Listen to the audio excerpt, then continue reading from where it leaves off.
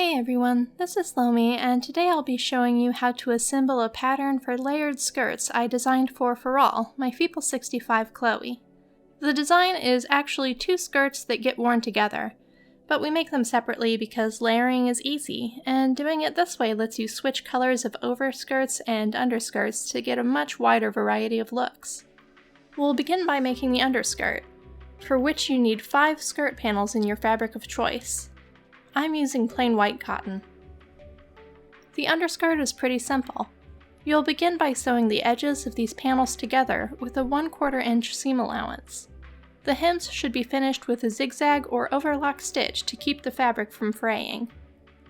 You can sew all your panels first and then finish all the seams at once if you want, or you can sew and finish, add a new panel, sew and finish.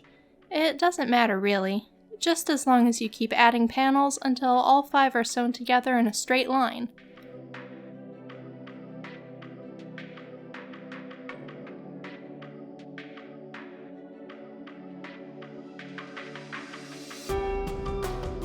You may notice that I do backstitch at the beginning and end of these skirt panel seams, because that ensures the panels won't pull apart when it's time to hem the top and bottom edges later on.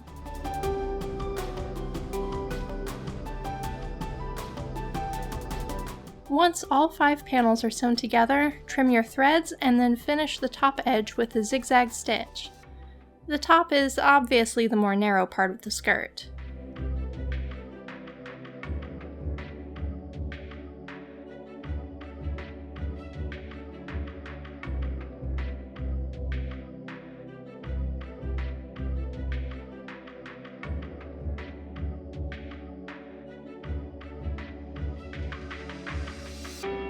We'll finish the top edge by folding it over about 1/4 inch to create a hem.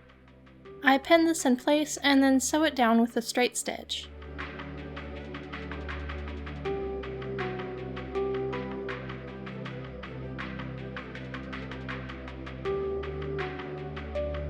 On anything other than an undergarment, I'd go for a slightly more finished look, but this is fine for this. I know I spend a lot of time doing rolled hems and tidy finished hems, but the vast majority of the time, they're not really necessary for doll clothes. They're just the little extra step that makes your work more polished. Once the top hem is finished, I flip the skirt and begin the bottom edge the same way, sewing a zigzag stitch along the very edge, and then folding the hem to the inside by about 1/4 inch. Pinning this one will take a while because the bottom edge of the skirt is pretty long.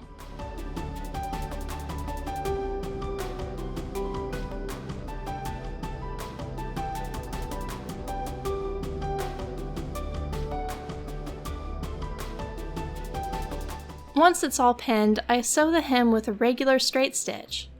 At the end of this seam, I make sure to leave longer thread tails. I don't clip them off just yet. I'll need them in a second.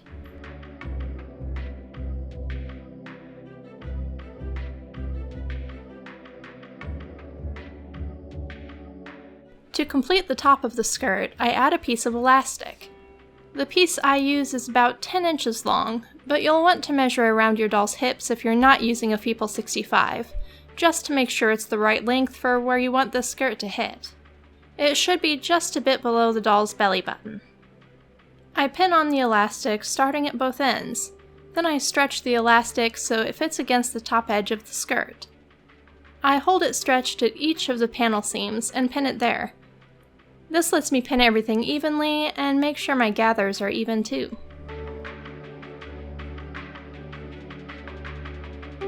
Then I sew the elastic to the waist of the skirt with a zigzag stitch, sewing with the elastic stretched all the way out. It's important to hold tight to your thread tails to pull the elastic toward the back of the machine as you get started. I left the thread tails from hemming long specifically so I could hold on to them, both at the beginning and at the end. That way I can keep feeding the fabric through at a good pace.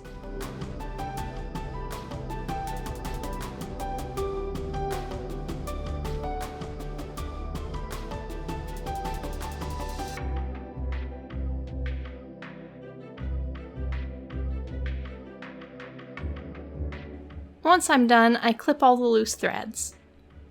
To finish the skirt, I pin the sides closed and simply sew them shut like I did with the rest of the skirt panels. A straight stitch, backstitching at both beginning and end, and finishing the edge with a zigzag stitch.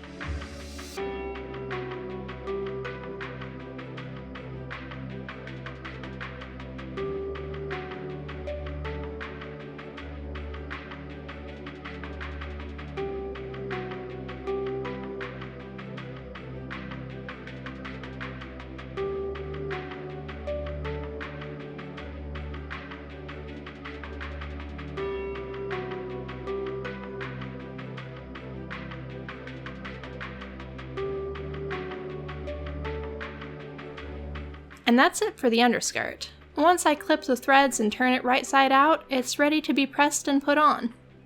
This part is quick and easy and can actually be used as it is to make a variety of skirts in different colors and prints. Now we're ready to move on to the overskirt. Unlike the underskirt, the overskirt should be made with only 4 panels. This is so it has an opening for the laces to go. I've pinned all 4 panels together, and I sew the panels together just the same way as I did with the underskirt. Backstitching at the beginning and end of each of the 3 straight seams, and then finishing the edges of the 3 seams with a zigzag stitch.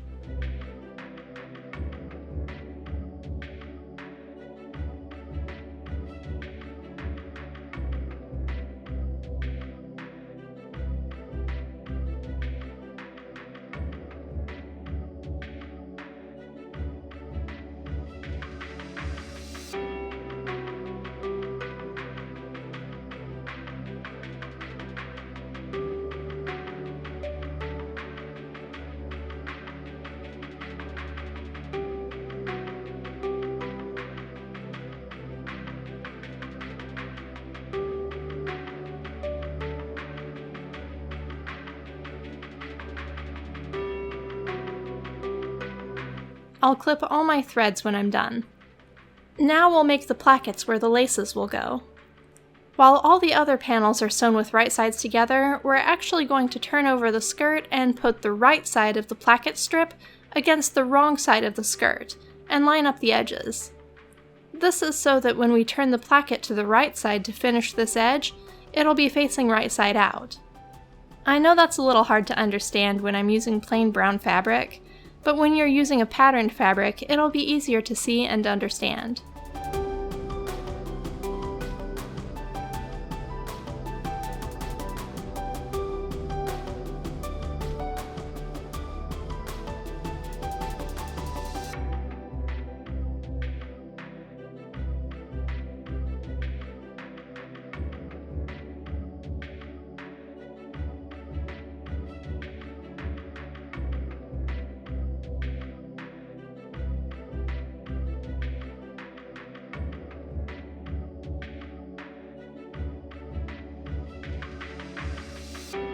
The placket strips get sewn to the skirt with a regular straight stitch. There's no need to finish this edge, as it'll be inside the finished placket.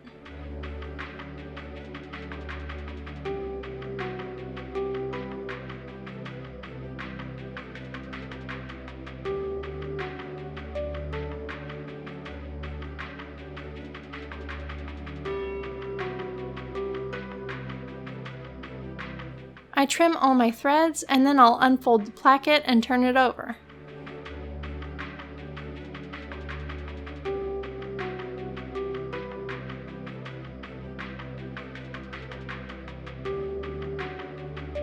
Now we'll finish preparing the placket. It's hard for me to show because this is kind of narrow, so forgive my hands getting in the way.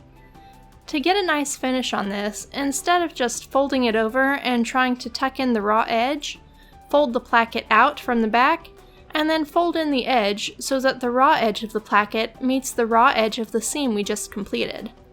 Hopefully you can see what I mean here. The hem is turned to the inside of the placket this way. You'll want to pin it like this, and then press or iron this so that it'll stay flat and the hem will stay in place after we remove the pins. When the placket gets turned onto the front of the skirt like this, you can see how it'll give us a perfectly finished, perfectly uniform edge. So pin all the way down on both plackets, and then press them. After ironing, we'll take out the pins and fold the placket over onto the right side of the skirt. See?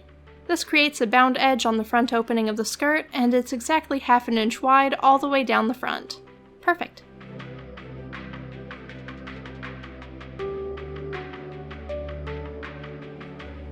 To finish the placket, we sew the edge to the front of the skirt with top stitching. You'll do this on both plackets. I use a straight stitch for this, but if your machine has it, you could also use a decorative stitch, or even different colors of thread to add a little something extra to your project.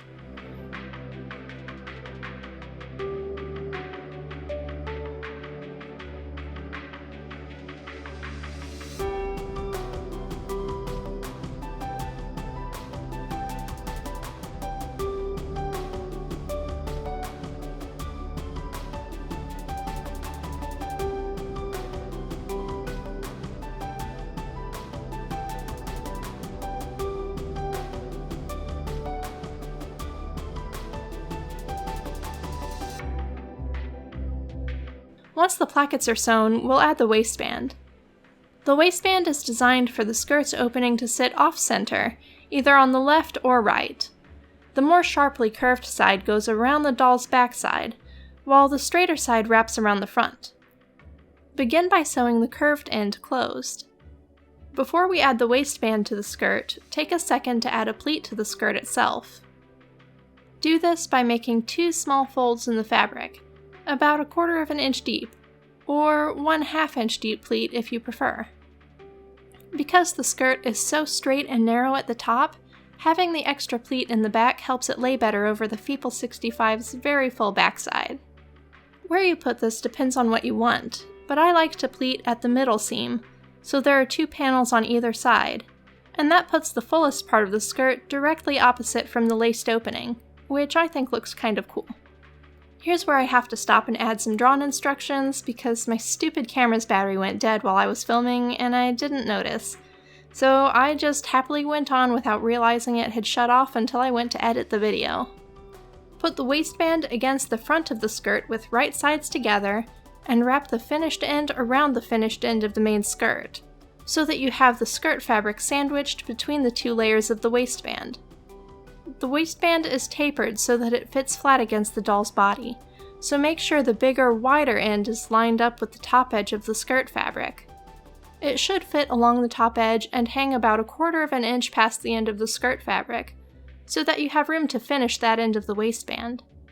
If you end up having more or less than 1/4 inch of waistband left at the end of the skirt, adjust the depth of your pleat in the skirt until the waistband fits properly. Got it? I hope so, because now we move on to sewing the waistband to the skirt with a straight stitch.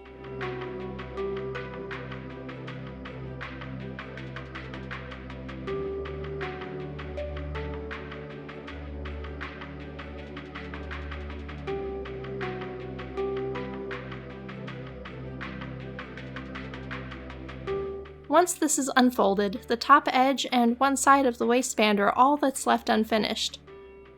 Fold in the ends of the waistband so that when you fold the 2 halves together, you have a neat end with no raw edges.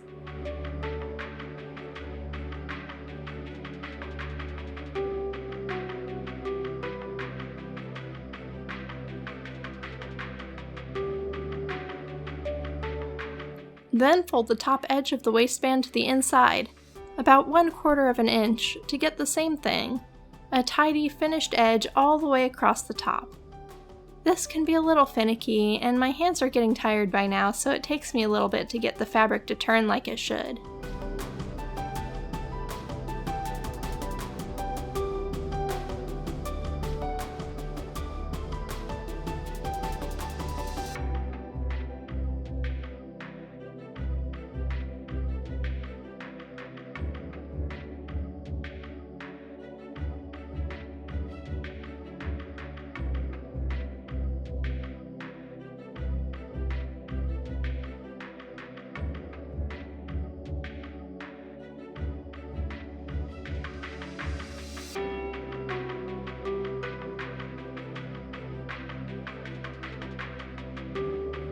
To finish the waistband, I actually start sewing at the bottom of the placket, so I can top stitch all the way up the outside edge of the placket, onto the waistband, turn and go across the top of the waistband, and then sew down the other side to finish the other placket the same way. This gives us really neat top stitching all the way around.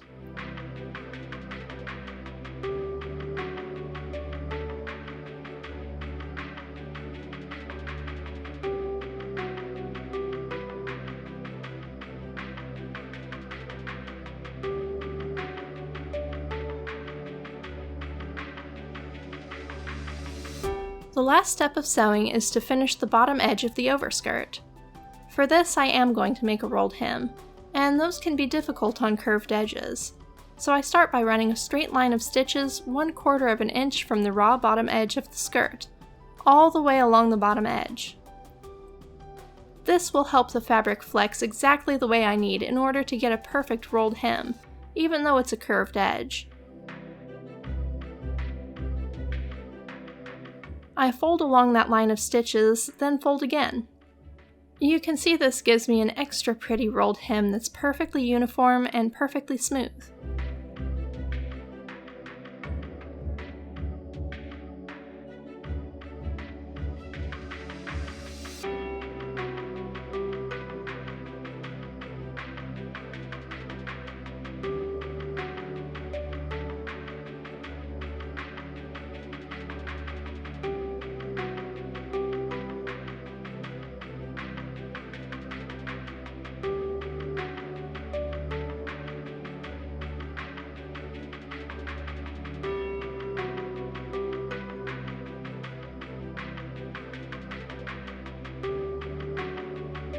Once the whole thing is pinned, I finish sewing the skirt by sewing the hem down with a straight stitch, backstitching at the beginning and end to make sure it doesn't come undone.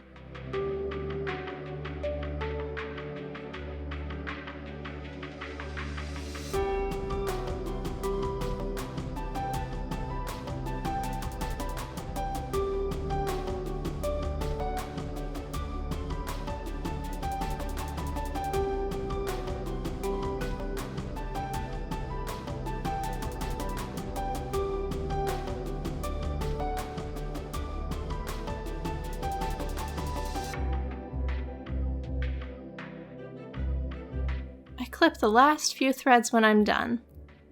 Isn't this lovely? Now to add some eyelets for the laces.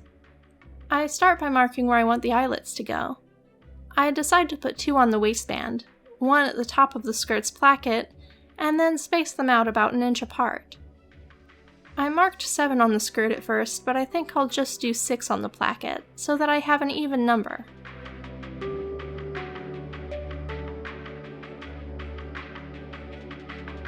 At first I wasn't sure what eyelets to use. These bigger eyelets are something you can get at any craft store. I thought they were too big at first, but I ended up liking them better than the little eyelets, which I get from the scrapbooking section in my local craft store.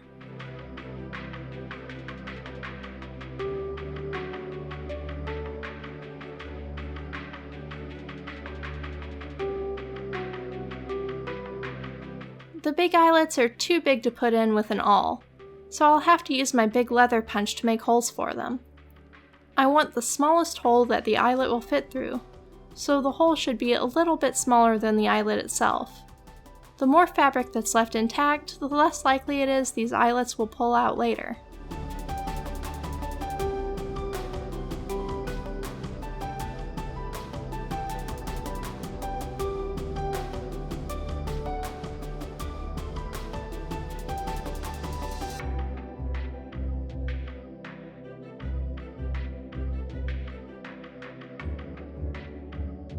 Once I have the eyelet through the fabric, I use my Crocodile scrapbooking tool to set them.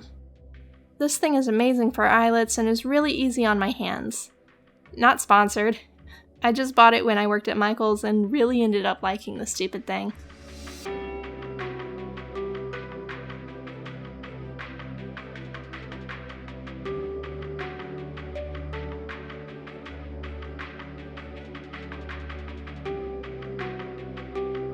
So that's 8 eyelets for one side, and then 8 eyelets for the other.